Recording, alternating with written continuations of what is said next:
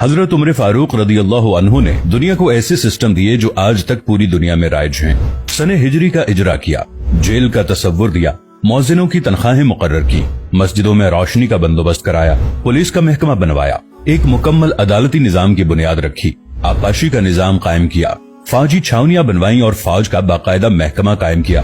आपने दुनिया में पहली बार दूध पीते बच्चों, माजूरों, बेवाओं और बेआसराओं के वज़ाइफ मुकर्रर किए। आपने दुनिया में पहली बार हुक्मरानों, सरकारी ओहदेदारों और वालियों के असासे डिक्लेयर करने का तस्वुर दिया।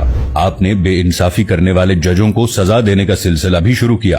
आपने दुनिया में पहली बार हुक्मरान क्लास की अकाउंटेबिलिटी शुरू की। आप रातों को तिजारती काफिलों की निगरानी करते थे। आप फरमाया करते थे, जो हुक्मरान अदल करते हैं वो रातों को बेखौफ सोते हैं। आपका फरमान था कि कौम का सरदार कौम का सच्चा खादिम होता है। आपकी मोहर पर लिखा था, उमर नसीहत के लिए मौत ही काफी है।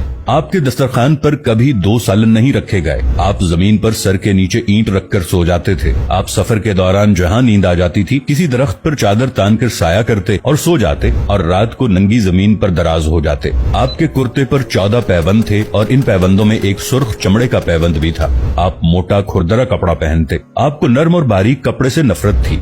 आप किसी को जब सरकारी ओहदे पर फाइज करते तो उसके असासों का तखमीना लगवाकर अपने पास रख लेते और अगर किसी सरकारी ओहदे के दौरान उसके असासों में इजाफा हो जाता तो आप उसका एहतसाब करते। आप जब किसी को गवर्नर बनाते तो उसे नसीहत फरमाते, कभी तुर्की घोड़े पर न बैठना, बारीक कपड़े न पहनना, छना हुआ आटा न खाना, दरबान न रखना और किसी फरियादी पर दरवाजा बंद न करना। आप फरमाते थे, जालिम को माफ कर देना मजलूमों पर जुल्म है। आपका ये फिक्रा आज इंसानी हुकूक के चार्टर की हैसियत रखता है कि माएं बच्चों को आजाद पैदा करती हैं, हमने उन्हें कब से गुलाम बना लिया। फरमाया, मैं अक्सर सोचता हूँ और हैरान होता हूँ, उमर बदल कैसे गया। आप इस्लामी दुनिया के पहले खलीफा थे जिन्हें अमीरुल मोमिनीन का खिताब दिया गया। दुनिया के तमाम मज़ाहिब की कोई न कोई खुसूसियत है। इस्लाम की सबसे बड़ी खुसूसियत अदल है और हजरत उमर फारूक रदियल्लाहु अन्हु वो शख्सियत हैं जो इस खुसूसियत पर पूरा उतरते हैं। आपके अदल की वजह से अदल दुनिया में अदल फारूकी हो गया। आप शहादत के वक्त मकरूज थे, चुनाचे आपकी वसीयत के मुताबिक आपका वाहिद मकान बेचकर आपका कर्ज अदा कर दिया गया और आप दुनिया के वाहिद हुक्मरान थे जो फरमाया करते थे, मेरे दौर में अगर फुरात के किनारे कोई कुत्ता भी भूख से मर गया तो उसकी सजा उमर को भुगतना होगी।